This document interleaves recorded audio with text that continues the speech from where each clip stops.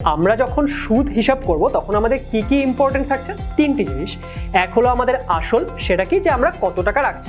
Next হলো সুদের হার, অর্থাৎ আমরা 100 টাকার ওপর কত টাকা বেশি পাই। আর নেক্সট কি? নেক্সট হচ্ছে আমাদের সময়, যে আমরা কত সময়ের জন্য রাখছি। এবার এই যে তিনটি বিষয়, আসলকে আমরা বোঝাই হচ্ছে পি চিহ্ন দিয়ে, তারপর আমাদের যে সুদের হার সেটাকে আমরা বোঝাই আর দিয়ে, এবং আমাদের সময় সেটাকে আমরা বোঝাই হচ্ছে টি দিয়ে। তাহলে এই পি, টি, আর এই তিনটি যদি আমরা জানি তাহলে সেই ক্ষেত্রে কিন্তু আমরা খুব সহজেই আমাদের সুদের পরিমাণ সেটাকে হিসেব করে নিতে পারবো। এবার কিভাবে করব? তাহলে চলো আমি তোমাদের ফর্মুলাটা বলে দিই।